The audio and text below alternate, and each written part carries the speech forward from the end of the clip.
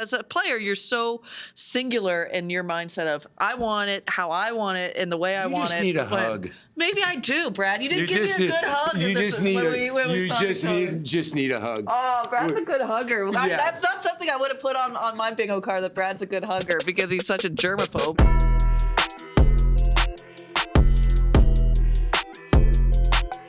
Welcome to Tennis Paradise, BG, Coco. What an incredible place this is to talk tennis. The draw has just been done, and we get to spend a couple of weeks here, which is going to be absolutely phenomenal. What's coming up on the show, Coco? Well, this is by far my favorite tournament. We're going to have amazing guests. We're going to have Bianca Andreescu, and we're also going to have Sebi Korda, the American who just had a great run in Del Rey, winning that title, and Andreescu, a former champion here. I think these are two fantastic guests, but I'm a little bit bummed, Brad, that Petchey is finally crashing our party, because we have such a good thing. I don't know why we have to deal with this guy. Well, you know what? I'm pumped about the world of tennis. All eyes on California, the start of the Sunshine Double. And our man over here, Mr. Petchey, you're back for your third stint with Emma. Yep. So 2 more, you get to Billy Martin, who was 5 with the Yankees. And I think that Lindsay Davenport maybe has had 5 or 6 stints with Madison Keys. How is the multitasking going to go for you here on doing your commentating and coaching? And I see that you got a Nike shirt, you got Adidas shoes. Will you now all of a sudden go to Uniqlo kit? It hasn't been offered to me yet, Brad, I have to be honest, but I think it was Oscar Wilde who said that a second marriage is the triumph of optimism over experience. I don't know what Oscar, the great Oscar, would have said about a third time going back in this situation. But Emma, listen, we've always stayed in touch ever since, I felt like last year we got to a stage where this kind of work, the media work, was just overwhelming, and trying to kind of do the right things, as you guys know, being a coach. I didn't want anything to fall through the cracks. She found herself in a situation once again where she didn't really have somebody that she could lean into, didn't like where her game had been heading.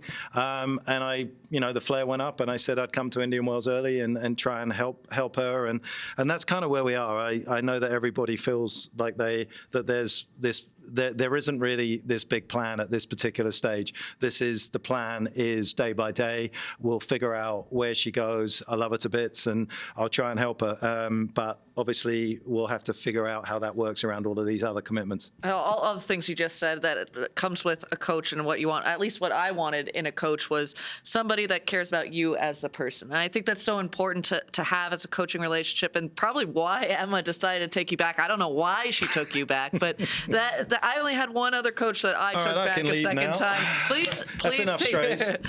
I only had one coach that I took back. It was Craig Carden, and we had a 2-year break in between. And then we started working again, and then I brought him back for my retirement ceremony. So I guess I could count 3 stints for Craig. Have you been brought back ever, BG? I'm stuck on one and done. Don't let that bother you, Brad. But I've had the same missus for 40 years. You're not afraid of commitment. It's just the girls don't want to keep you around, or is it? Well, you know what? I'm gonna heal you and Danielle Collins about the coaching, what it can do for you, how it can change you, because I feel like the coach can make a difference hugely on and off the court. And I feel like, when I was out of coaching for a long time, came back, I actually felt like I became a better coach from doing TV, because you actually are coaching while you're doing TV, and it kind of makes you have different thoughts. So maybe that when you're multitasking, it will help you with her coaching. I couldn't agree with you more. I mean, there's no question that I'm a better coach now than I was. I kind of fell into it at the end of my career with a Croatian girl, Sylvia Talaya, back in 99, 2000. And, listen, ranking-wise, things went well. But if I'm being honest, there was a lot of stuff there that you're kind of hoping that is going to turn out right. Whereas now there's kind of a realization that this is kind of something that's going to work, rather than there it was a little bit more hope and chance that things worked out. So I don't think there's any doubt that coming into the comms box, makes you a better tennis player. And I think a better tennis player and a better coach. I really think the benefits are huge for a lot of these players. If they came and did a week at Tennis Channel, I think they would be surprised at how much they pick up, not from us necessarily, but from themselves as they watch tennis in a kind of very sort of dispassionate but very intense way. Well, hope would be nice if you just had a gig like coaching Alcaraz or Sinner or something like that. But my first coaching gig with Andre, I literally was playing. So that was a unique, because I've done the commentating and the coaching, but playing and coaching, that was an interesting juggle. But, Did it help you playing? Negative. Because the pressure of working with Andre was just that great. Well, in my first tournament, the only match probably in the 8 years I was with Andre, I came late, and it was late in the second set with you because my first match went three. Hold on. Petch is involved in the story. I didn't even know he made main draws at tournaments. And taking a lot of strays. When we discussed the match, I was drinking a few beers and I was discussing Petch. I said, dude, it's just a bluff. He serves and comes in on everything, get a couple of returns down the low. They call it like the serve bots. He was a serve and a haircut. He was just flying in. And so I got to the match really late. And then third round, I end up losing. I was ranked higher than Andre. I was ranked 25, he was 30. He's going to be our second guest. I lost to Seb Korda's dad. Peter wears that Korda. And then he was doing, after he won, he did that crazy split leg woodpecker celebration.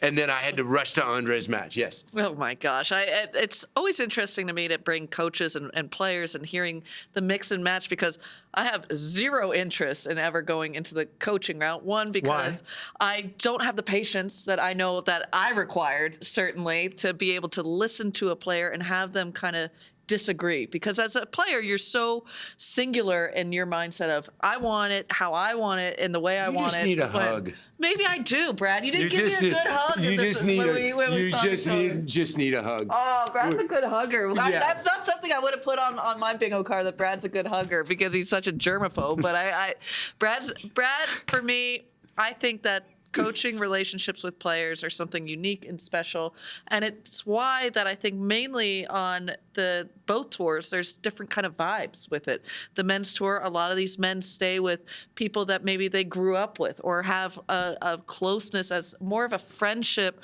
than a full-time coach that is more of a leader that the women's tour has. You see it in Carlos Alcaraz having now moved on, having his brother take a bigger role, because you do travel as much as you do. For the women, you see a lot of these women have either players that have formerly played, Conchita Martinez, Mira Andreeva, and that sort of thing. For me, I needed somebody that was going to dictate how I was approaching my practices, to be that dominating figure and say, Coco, stop with your BS. So what are you saying here, Coco? Are you saying you needed more of a motivator than a coach? I needed more of I'm going to throw out a big word and say tyrant. I needed more of a tyrant, because that's how I was raised. I had a very dominating parent-child relationship, because my mom was a two-time Olympian, and she was coached by Eastern Europeans. So it was tyrant. I wanted a tyrant. So it's like, all right, you show up on time. This is what I expect. You needed more hugs than just to fix the ball toss.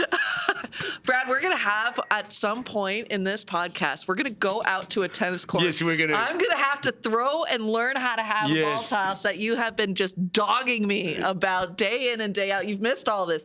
Yeah. Every podcast that we have done, Brad has found a way to just dog my ball toss. No, and I never realized it was as bad as it was. I was one of the best servers in the WTA. We could have fixed it. Then you would have gotten way better. Brad. See, that's the coach in me. Yeah. Okay, I want to flip one script now. We're going on the tangent on coach. This tournament, the fan experience. Yeah. I can't believe when I rocked up today how many people were here on the first day of qualies. And we got men's and women's qualies today. And how many people were out watching players in practice. What a great opportunity for fans to see so many players early in the tournament. Yeah, I think the BNP Paribas Open, from a point of view of that, has always been kind of the best because of the individual courts that you have. The practice schedule obviously got the names on it, I think, which is obviously hugely important. You'll get people obviously can see who's going to come up and play on the court. So practice has been a big thing. But I think it's been a trend over the last couple of years at tennis tournaments that this sort of like the first week at the majors has obviously become huge. But the first few days at these events, Brad, you're absolutely right, has just become it's become a much bigger deal than it ever was, I feel, in the past in terms of fans wanting to come up. I don't know whether it's because it's a little bit more of a value ticket, so it's not quite so punchy through the wallet, and therefore you That's can come a good punchy through the wallet.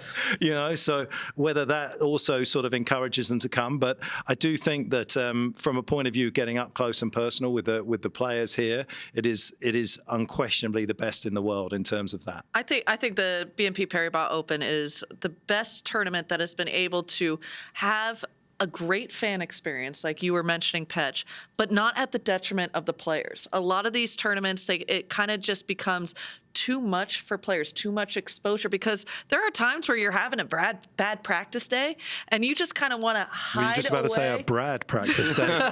Because my ball toss day, you would have been on the toss off. My bad ball toss day, that racket would have gone over the fence. It would have hit the ground. There would have been a lot of bad situations, but there's also a lot of lead-ins. You have the Eisenhower Cup, the tiebreak tens event. We just did the draw ceremony, and all the fans were around and there. Bianca Andreescu, who's going to be joining us, was out there with us talking about her memories. And then we also had Haley Baptiste, and we had Ethan Quinn, and then Marin Cilic came out. So there's a lot of events that all the fans can be a part of that I think you don't get anywhere else. And I do think it's one of the upsides of social media. I'm not a big fan of social media. I think you need it, and you obviously, we're around it and we get a lot of our news from it. But I do think one of the things that social media has done, Drives to Survive has obviously done a great job of this on terms of the F1, is to get you very much up close and personal with the players. And then you kind of actually feel as though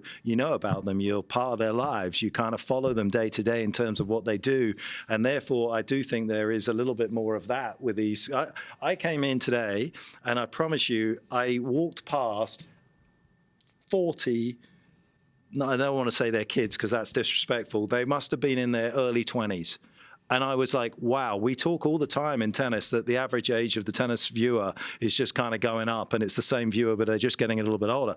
I walked in today and I was absolutely blown away at the age group of people that are coming to watch this amazing sport. And I thought, well, that's an awesome sign. Well, I think it's also partly to do with all the extra activities that you can do. Once you're 21, you can go grab a cocktail out there. I've seen many of my friends throughout the day getting, worse for wear. Yeah, be careful today in this heat. Yeah. When I find them after I'm done with my shifts up here, and I find them out there and they've somehow stumbled around to Nobu, and I'm like, oh my God, I don't know these guys anymore. But you see a lot of also big names that come out. Last year, Dirk Nowitzki was here with Steve Nash and their wives, and they're big tennis fans because it is so close to Los Angeles that a lot of these big stars want to come out, and a lot of these players stay around. I mean, Novak Djokovic is now in Los Angeles. He just went to the Laker game. And how many people are you going to have to say no to? I don't get any tickets. Actually, a lot. This is the hardest ticket to get as a player, to ask for that freebie. Tommy Haas must have lost my number years ago because I have to just beg, borrow, and plead and say, I will sell a kidney for a ticket out here.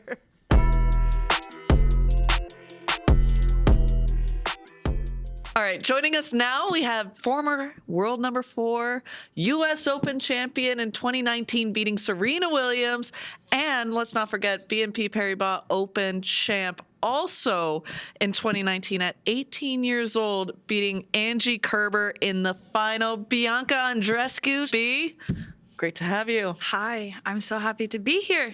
Well, we just finished the draw out here, and I know you're superstitious in not knowing, but luckily we're not blowing the news. Somebody else did. Kind of blew it for you. You should thank them. Are you excited at what have you been told? Because I don't want to spill any more beans out here. No, for sure I am. I know that my potential second round is Coco, right? Yes, We're all on the same page? Yes. Okay. I mean, she's been showing some great tennis. She's had an incredible career so far. And it'll just be interesting to see how my level right now with what I'm, implementing and what I'm working on can, show face against somebody like that. I mean, she's top 5. Right? Correct. Yes, Five? yes, Come on. yes. So that'll be interesting. You don't I'm very study the excited. rankings. Okay. I try not to look at that. Again, it's like with the racket, like we talked about there. I just get too caught up. I'm an overthinker. Let's put it that way. Bianca, just going back to that, where are you at with your game? Obviously, we saw you last year. You had that horrendous injury on the court against Krejcikova with the ankle. You've had numerous injuries in the last couple of years. How do you feel physically? How do you feel about your tennis? Are you optimistic? We chatted out there about you've changed your racket. Do you have a different approach to your tennis this year in 2026? Definitely. I'm trying to, I guess, reclaim that dangerous, fearless Bianca that can really stand a chance against anyone. And I think I'm getting there. I haven't played against, let's say, a top 10 player just yet. So hopefully, now I can play against Coco in the second round. But I just feel that before I was focusing too much on, trying to go back to 2019, so living in the past. And now, again, I told you this before, but it's like recreating the new Bianca, what is it, 7.0 in 2026. And I feel really good. I have great people around me, and I definitely want to get away from the notion of, Bianca is injured, she's having another comeback. I think it's slowly getting there. I'm curious, you started the year not at the Aussie Open, playing a 75 and a 35. What was that? And you got a couple of wins. What was it like to taste a win again? And what was it like to play in those smaller tournaments? I saw you in some very warm clothes. It didn't look like normal warm conditions in Florida. No, it was during the time where it was like below 0. It was crazy. I think during that final, it was -3. So I definitely had to. Gosh. It's okay. I'm Canadian. I guess I'm used to it. -3 is like a warm day. No, that is like, that's summer for us, basically. But I mean, going back to those levels, was a decision, obviously, that wasn't easy, right? In a way, I guess I'm going the Agassi route, but I mean, the level there is very, very difficult. Those girls are incredible athletes, no matter what. They're obviously trying to get out of those tournaments too, and they obviously want to play WTA events. But I think what's amazing is I finally got some match rhythm, which I haven't over the last few years. I got as many matches as I did in those 3 weeks, like all of last year, basically. So it's kind of crazy. And I feel like, I'm testing the physicality aspect of it, and I'm feeling strong and healthy. So that's important, especially after playing so many matches. No, those are always great like things. the Andre mentioned, I was with him at Burbank in Vegas. Oh There you my go. gosh, you went the hard I was there way. too, Brad. No, I was it is. watching you. It looked easy coaching, Andre. I'm not going to lie. He Were looked you like he already was out hitting of- the ball flush out of the middle every time. I Were was you saying, I could do already that. out of qualities by the time you were watching him? Did you have to buy a ticket? Shh, Coco, ask Bianca the next question. Okay, Phoebe, I loved what you said about finding that fearlessness and finding that kind of joyful, youthful passion. What are kind of the steps that you've taken to try and find that now, you're the more mature but still fearless passion? Have you gone and kind of seen a sports psychologist? Or are you just kind of, I'm enjoying this step by step? No, I've done it all. I've seen this person, that person. I've been kind of on like a journey in that route, I guess, to try to figure out what works for me. I don't know if I figured that out yet, but I mean, life is obviously a process every single day, and you just try to learn as you go along. But I do talk to a psychologist, and I also have like a spiritual guide per se. Love that. I've been going that route quite a lot. I've been going to a bunch of retreats, and it's just helped me step away from the madness that this sport kind of, like the environment is tough. We know this. So stepping away from that and just, I guess, learning more about myself has definitely helped me, step away from that. And every time I do step on the court, I have a new sort of like hunger and perspective. Because at the end of the day, obviously tennis is great, but it's how you act, how you are as a person, what are your values, and I try to stick by that. And if I win, I win, and if I don't, at least, I put my best foot forward. That's kind of how easier said than done. It obviously, is, yeah, you're 100%. Like, it is easier said than done. I mean, you're living not a parallel life, but a pretty similar life to sort of Emma Raducanu in terms of, achieving something that 99.9% of tennis players don't achieve, and that's winning a major. And then you are kind of benchmarked for the rest of your career by others, but more importantly, I think, by yourself, because your own expectations are probably even harder to handle than the social media avalanche that comes, which is never pleasant, don't get me wrong. But I would imagine that for you, as you said earlier today, you go back and watch 2019, you're trying to recreate that environment, that kind of time with tennis. But tennis has obviously moved on. It's a different ball. It's a different court. It's not the same sport as it was back in 2019. So that must be tough for you on a day-to-day basis to benchmark yourself against somebody that you were 7 years ago. Definitely. Yeah, in a way, it feels kind of like another lifetime. But of course, like, I have, my expectations and I guess the pressure I put on myself, but a lot of the times it's the same than what everybody else, I guess, expects from me. So it's like a double whammy in a way, because, people have said, she's a one-hit wonder and whatnot, but, I've had those thoughts myself. So that's why it hurts. Like, it stings just a little bit more.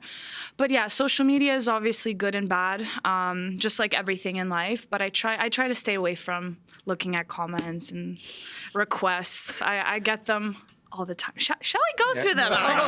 Just so people know. No, I don't want to. No. Segment. Yeah, right. I'm curious about what your thoughts are of another young Canadian making her mark at a similar age as you, Mboko, and how was that inspiring you? Yeah, she's great.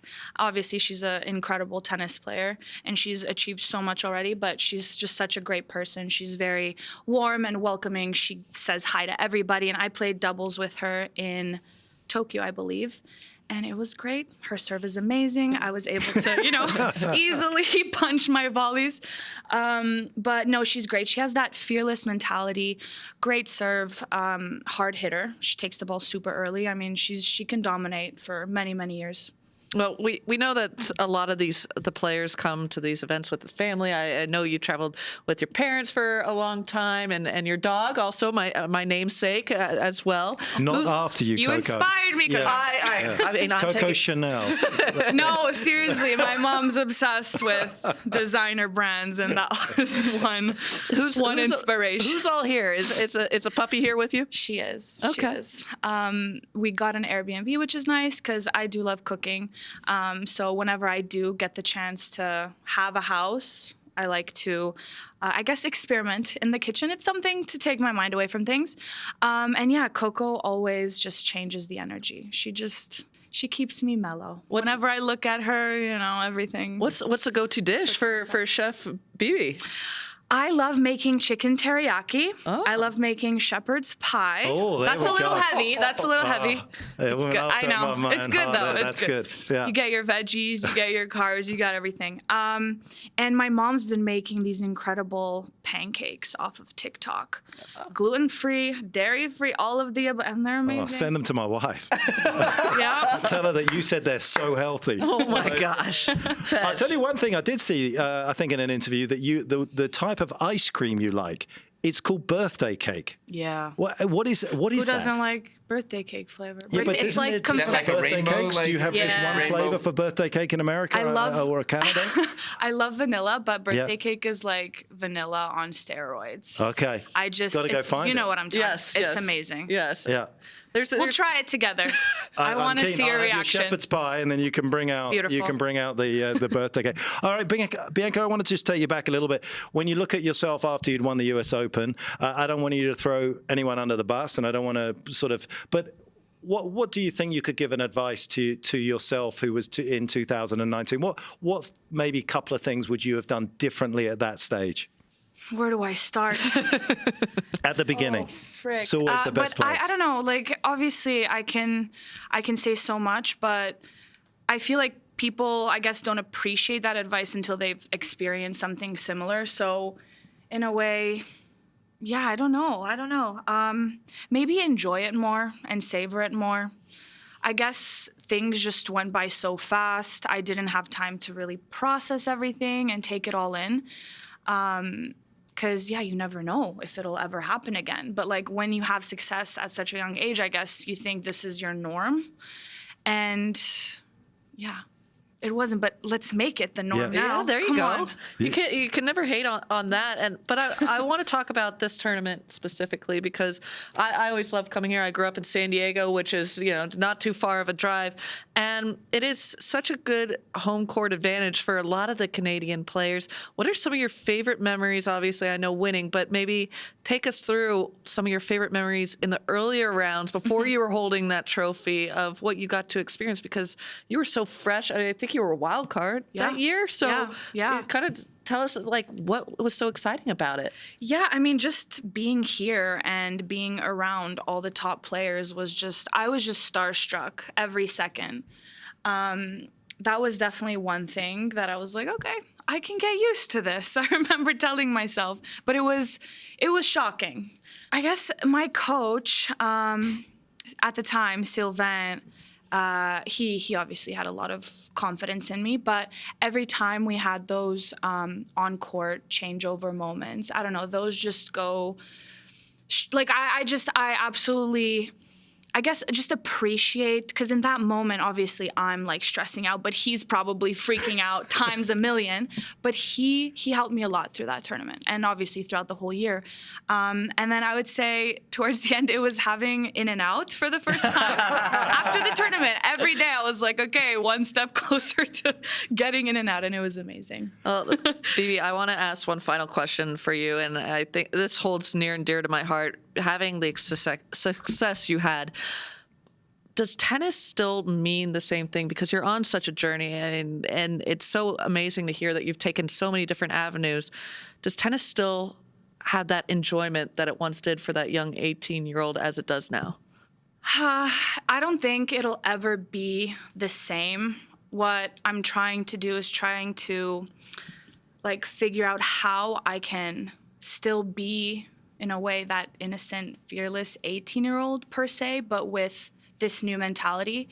And again, it comes from the pressure and the expectation. So in a way, I'm going into it like, okay, so what if you win or lose? Just give 100% and whatever happens, happens. But I think the main thing that's really, really helped me find that innocence, I guess, and fearlessness is my coach, Dushan, right now. He's really helping me just relax. Like, it's not that big of a deal, at the end of the day, right? And I think that's been like one of the biggest things. I mean, I can talk about this forever, but we'll stick with that. We would love for you to talk about it forever. Good luck here. Have me on again. I would love it. a wild card when you want it, a wild card now, and we hope you have a great run in this tournament, and also importantly, enjoy it. Thank you. Thanks for That's coming, the key. Bianca. Thank you, guys. Thank you.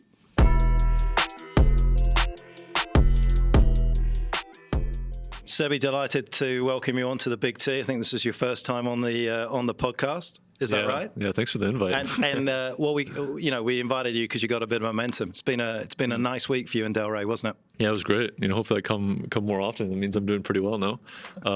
It was definitely a great week. I think a great month, honestly.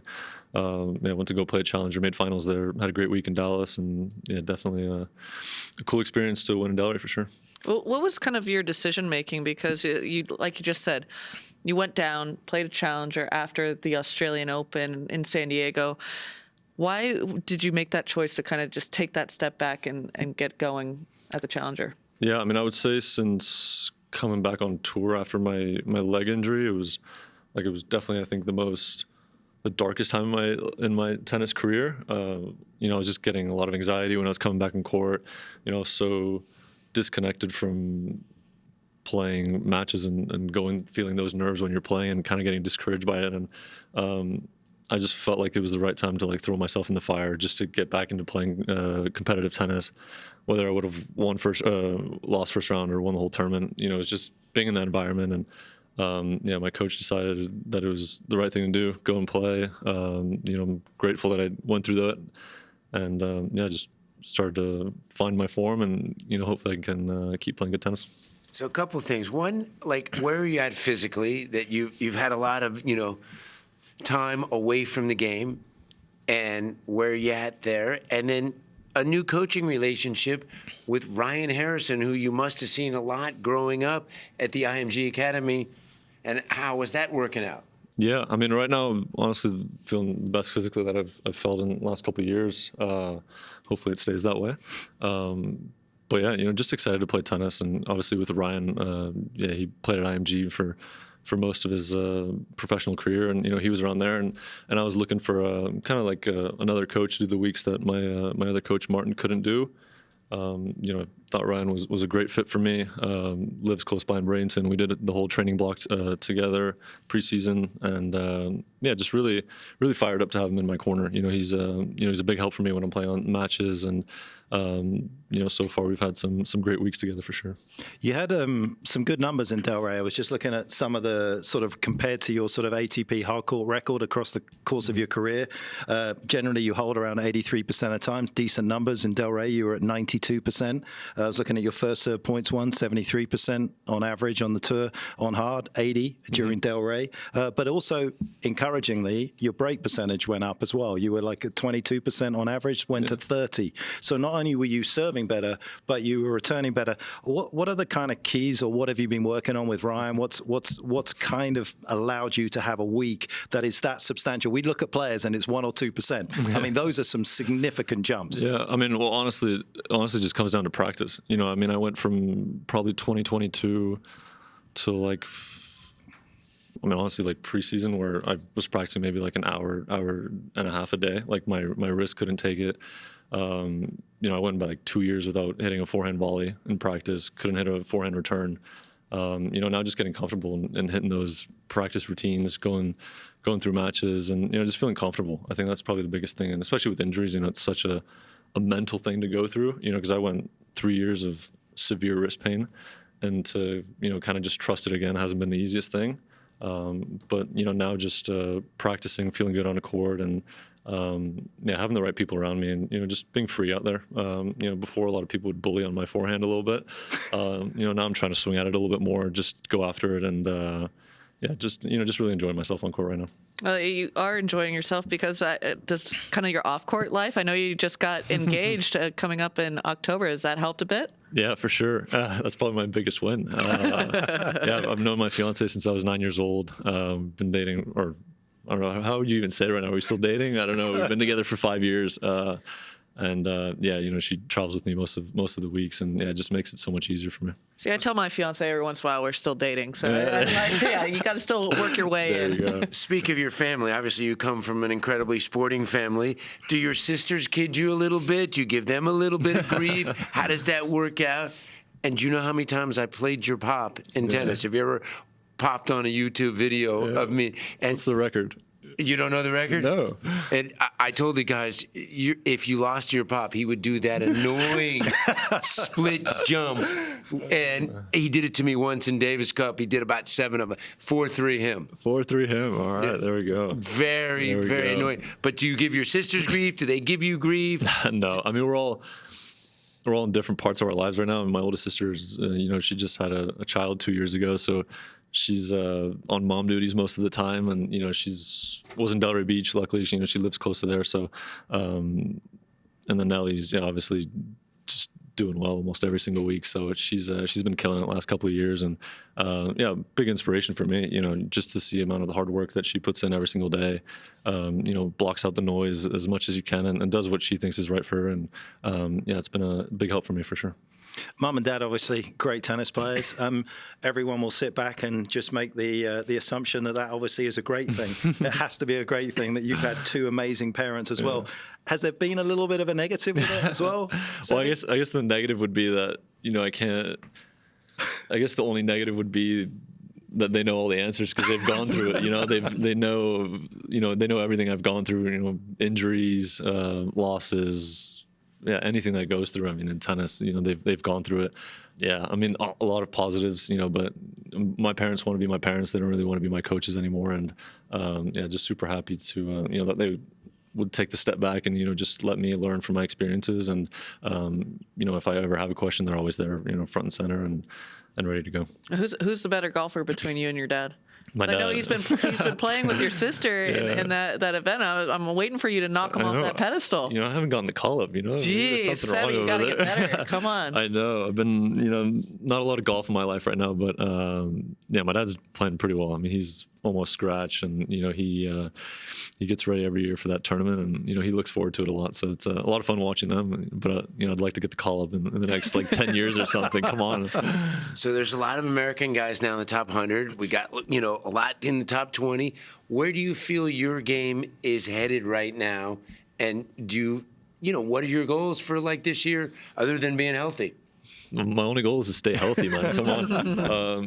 I haven't had a full season in 3-4 years. So, ultimately that's the number one goal. I'd like to play a full season.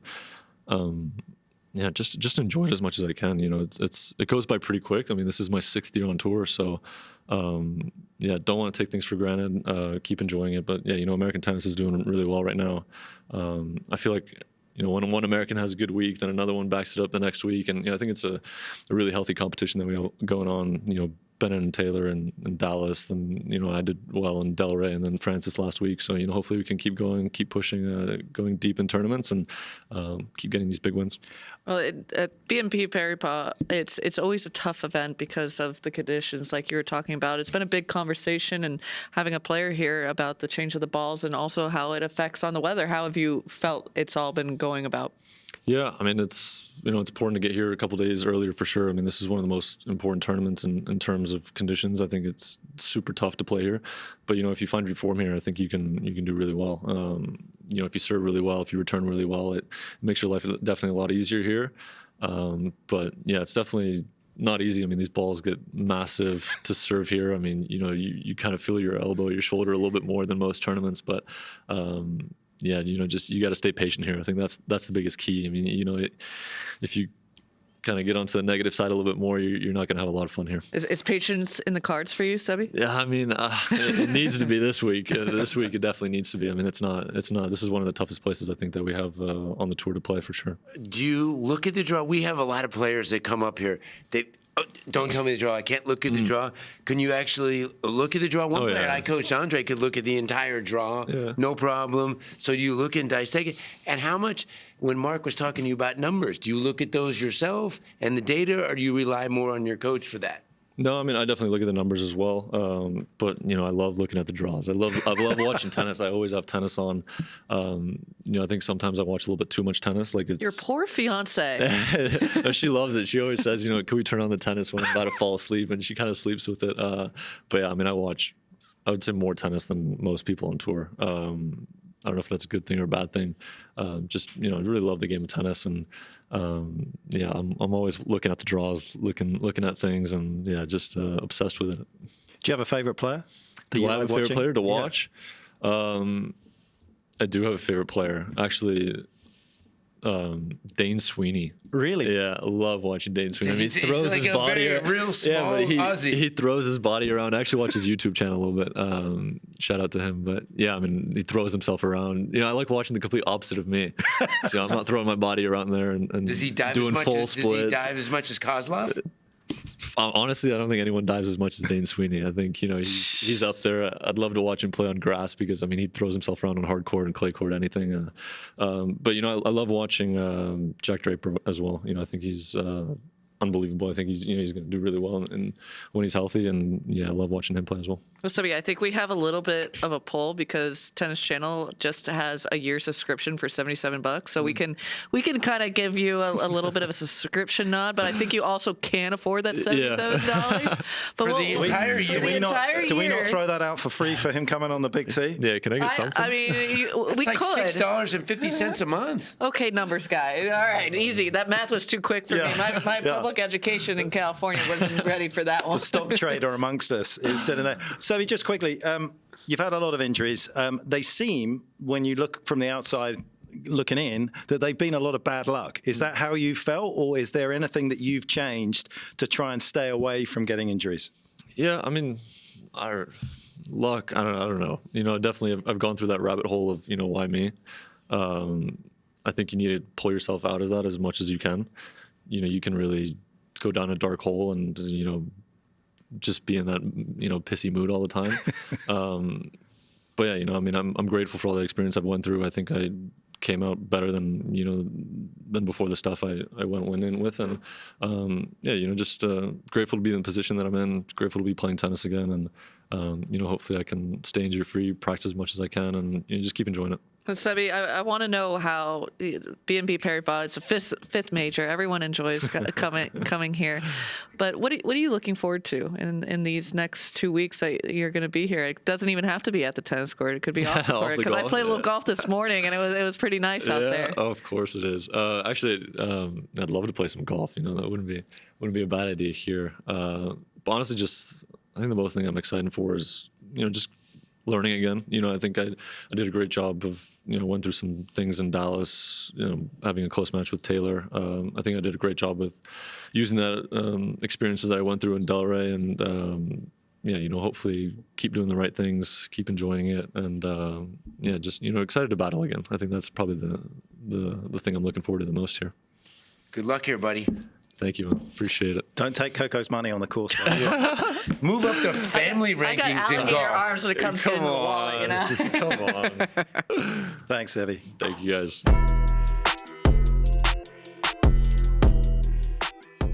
Let's do a little prognosticating, and let's start.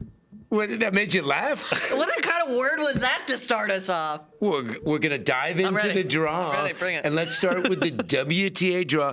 I'm down a break. Yeah. Because, what happens, I don't have my readers, and, it's a small font. Yeah. So I'm a breakdown, but I'm willing to, You're going to chisel it out. Oh, yeah, I'm going to grind back. Good. All right. What are you seeing in the women's draw? Anybody jump out to you that you feel is making a deep run, and who you like winning this tournament?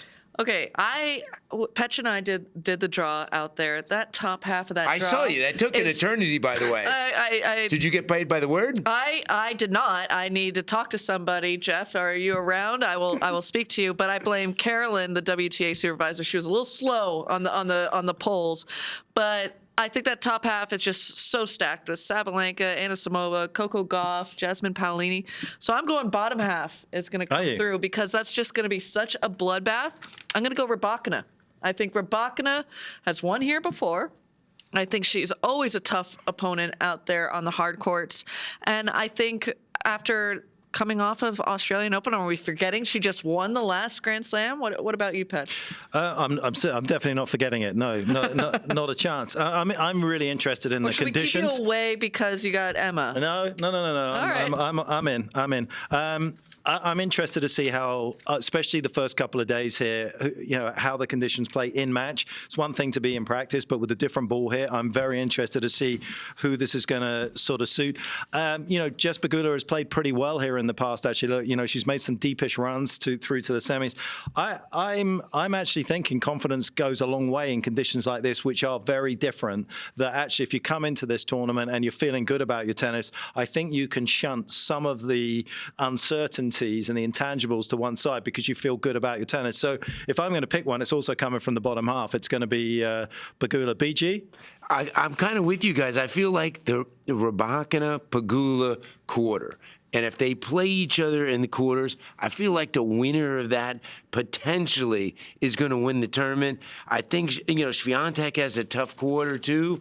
I think the easiest quarter, Coco's got a very good quarter. I think this is an important tournament for her to do well. Didn't do that well in these tournaments last year. It's obviously all about her serve. But it's kind of interesting, too, that Sabalenka has never won here either. But I do feel like that is the toughest, section by far with Anisimova. You got Osaka and Boko. You got your girl in there, Emma. That thing is loaded. So if Sabalenka can come through that section, she will be loaded.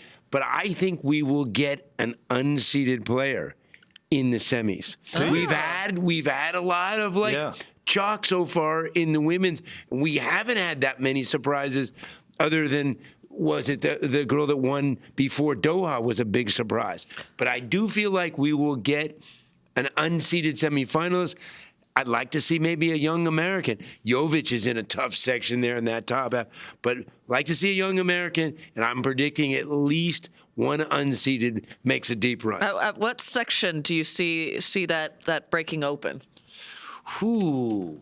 I'm giving you the hard questions because you threw out that unseeded. We gotta really knuckle this down, Brad, because you always say. Well, what about Peyton? Peyton, she just won Austin. Yeah. That's a good call. But that's completely different conditions from Austin to coming to here. I don't see Peyton being that player for me. But I'm going. This Brad. section, I feel like somebody could be a surprise. The Schneider and Paolini section. Yeah. Okay. I'm seeing something in there just jumping out. But I feel like potentially in the golf section. I mean, even though that is the best section, but I feel like that's the most opportunity. And I feel like that top section is loaded. Well, we have some good players. Paula Badosa is in there. You got Yulia Putintseva. She's one of those players that can always be a little bit tricky because she's just such a freaking nightmare. She's got to be Petkovic's favorite because doesn't she like the drama and like the craziness? Putintseva, like you go watch her. She's the king of the blow-by handshake. And she can do some crazy antics out there. She's a class of her own. But you're just brushing her off. I'm brushing her off for sure. Did you have some dust-ups with her? Oh yeah, I did. But I think the question is who she didn't have some dust-ups with. I think Potapova in that section, she's always a very tough one to play. Jasmine Paolini. I see Jasmine Paolini as a high seed falling early. Yeah. I don't think she's played well at all this year. I think she's one of those seeds that is, if you're going to face a high seed, that's the kind of the high seed that you're like, okay, I'm not terrified or as nervous. I have a chance out here if you're facing Jasmine Paolini. But I really, Petch, I want to deep dive. I know it's your girls' quarter, but that's what we've been talking about. The Sabalenka quarter and all the way to Anisimova. That could be the matchup in the quarterfinals, unless Emma has something. That's a group of death section. So many good players in that section. It's absolutely. Where do you see a good matchup coming early in the tournament? Where do I see a good matchup coming early in the tournament? I mean, I think if Alicia Parks gets out there against Sabalenka in her first match back since playing in Australia and starts putting serves in there, it could get interesting. I mean, you've got to have weaponry going in against these big players. I think Sakari against Frontek obviously just beat her recently in the Middle East. She's had some good battles with her in the past. And she's, you know what, right now, a little bit like Sinner. She, gone a few tournaments without winning. So I feel like players all of a sudden sense an opportunity when players are winning everything, like when she was winning everything, you go out there with like, okay, maybe it's not going to happen. But I feel like Iga now, players are feeling like, okay, I can rush her to the forehand. So I'm going to be interested to see how she's going to do here after pulling out in Dubai. No, she's super attackable. But I think my biggest question marks are at the defending champ, Mira Andreeva. She's got a lot to answer. Had a great run in the Middle East, making how the those 1,000 points feeling? It's a lot of pressure that just came off of her shoulders, but she's got to make up for it. And she doesn't have an easy road. Peyton Stearns could be a potential second round coming off of the victory in Austin, and then has a sneaky Svitolina if the seeds go through.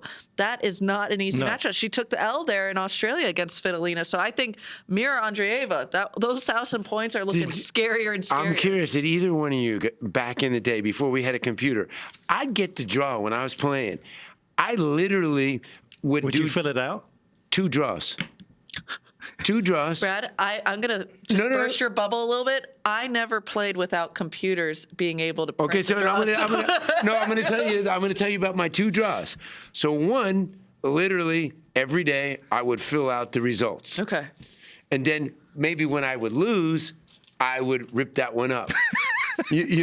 But then I literally would make predictions like, okay, how the bottom section is, who maybe I was going to play. That's how crazy I was. It was like, okay, I'm not afraid of looking at who do I think if I win 2 matches, who's going to be there. That's good because, I mean, it builds you a wealth of data because you'll remember it because you've written it down. And then if I won a tournament where you had filled out. Have you got those at home? Have you got them framed? I kept everyone. I have no idea where they are now, but back in the day. The silliest question you've ever asked, Petch. Does he keep a record of this? I mean, well, besides I don't have them anymore. He doesn't know where where they are. They're like as you walk in his hallway. They're all just framed on the but I don't know. Maybe the wife's got them somewhere in the storage bin. But that used to be a fun thing. Yeah. Like I do my draws. Like I love the draw. Yeah. All right. Well, let's get back to the men's draw, Brad.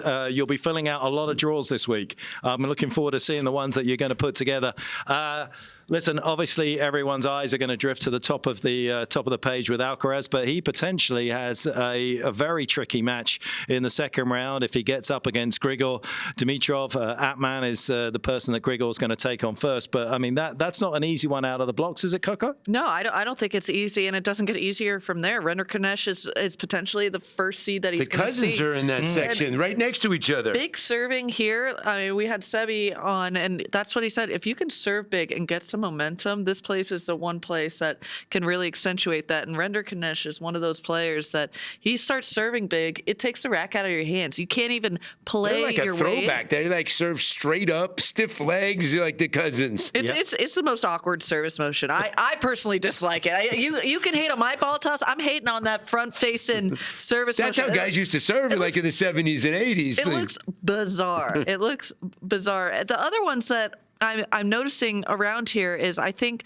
my favorite matchup that I'm going to see is where Novak Djokovic ends up. I think Novak, you got to always look at Novak. And he has a tricky one if Petchey Pericard. Giovanni, if he can get through that first round, big server like that against the best returner. That guy's one of those guys that like is more dangerous playing somebody good than playing somebody at 400 because he literally can't break. So yeah, that's not exactly a fun guy to start off with. And you know who I circled because we talked about Mira having 1,000 points coming off, and Draper. 1,000 points coming off and it's barely played. So you feel that that's going to be a tough one. And what about Medvedev, who finally wins his – he's not Marco Solo. He's finally now won a tournament twice, Dubai. He had to get a retirement. The guy couldn't play in the final. That could open up for Fritsch and Leheshka. But I want to go back to Draper because I think that second round for Jack Draper, either playing Batista Agut or Fabian Marozsan, both of those guys are just steady baseliners. They're not going to overwhelm Jack. And for me, that kind of matchup playing in a second round, getting your feet wet again, is a great momentum builder. If you can get those reps from the baseline and be like, okay, my legs are here, I'm ready to go. And also, any lingering injury woes that you are feeling, can I trust the shoulder? Is it going to hold up? Those types of players test it because they keep making you play out there. And I think that'll be a good momentum, whether he can get through Novak, which is the high seed at the top of his quarter. I think he's got to worry about How about when we asked Cerundo?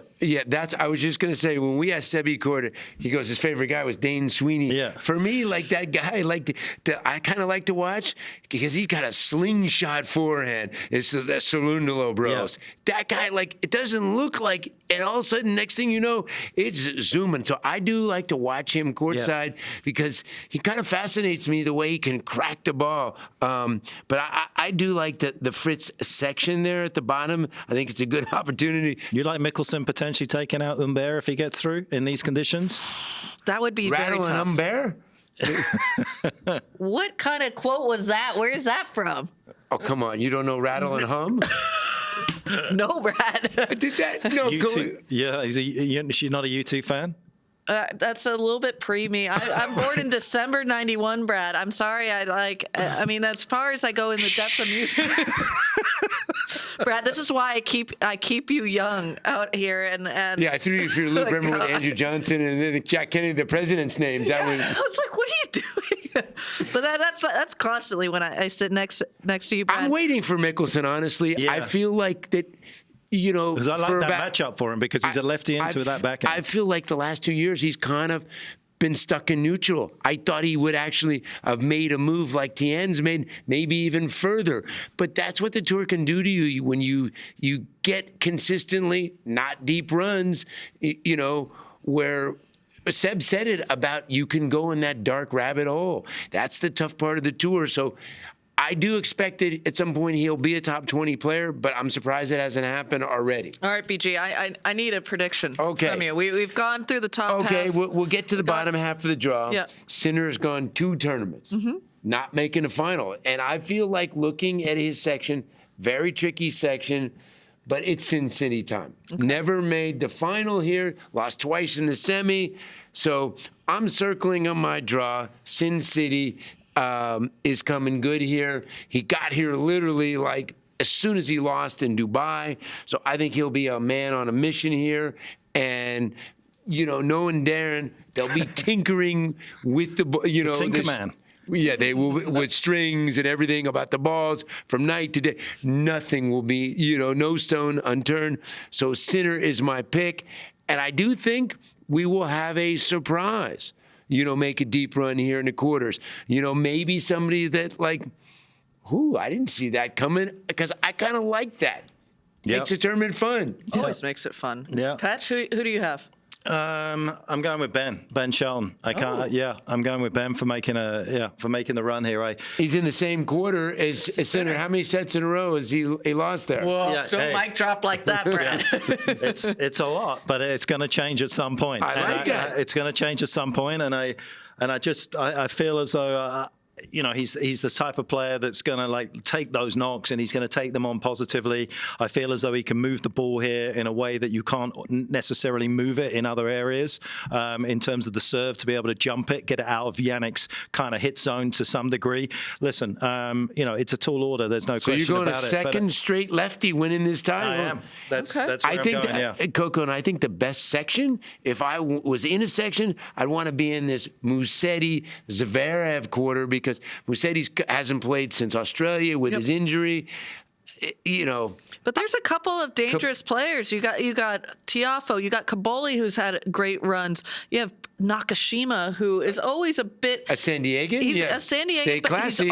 he's always kind of around. And Zverev is kind of I always Who's like your the pick? bridesmaid. Oh, my pick. This is gonna shock the world. No way. Right now. You're not going to go there. I'm going to agree with Brad and go Sinner because I never want to agree with Brad. I think he's. I thought you were going to come up with some shocking pick, but we're going chalk. It's shocking because I'm agreeing with you. That's All right, why so it's just shocking. for the record, because I want to write it down so that when we have our final vote. So you're going with, on the women's side? I'm going with, I'm waffing a little bit, but I feel like Pegula, Rybakina section. I thought whoever Brad, It's a wins prediction. It's I thought like you one picked or Pegula. none. who wins that section wins the tournament. So Brad, you're going to be defaulted just on that. I'm going to go alone. with the first two pages of both these draws, and whoever gets through that is going to win the tournament. Jesus. All right, you've got to give me a name, Brad. Okay. You've got to give me a name. all right, I'll go Jay Pegula. Okay, Jay Pegula, and you're going to go Sinner. Okay.